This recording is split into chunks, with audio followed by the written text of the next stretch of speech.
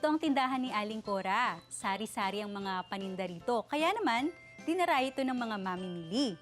Kaya naman, sigurado ako na mahahanap ko rito ang mga kailangan kong bilhin. Tulad na lang ng okra at atsara. Oh, ayun! Meron siyang tindang okra at atsara. Okra, atsara. May napansin ba kayo?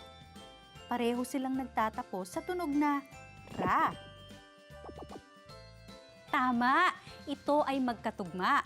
Ang mga salitang magkatugma ay mga salita na pareho ang hulihang tunog o pantig.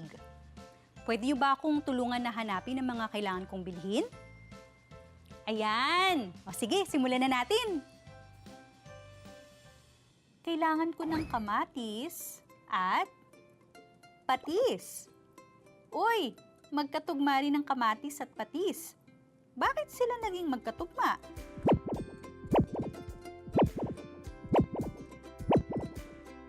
Dahil pareho silang nagtatapos sa pantig na tis. Ngayon naman, kailangan ko ng sibuyas at bayabas.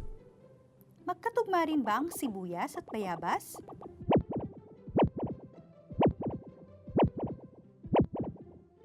Oo, pareho kasi sila ng huling tunog na as.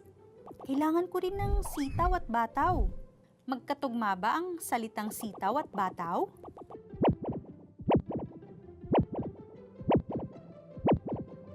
Magkatugma rin ang sitaw at bataw. Pareho sila ng huling tunog na aw.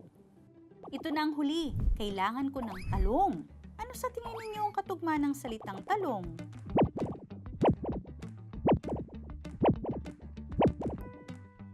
Magaling! Alam na alam niyo na ang salitang magkatugma.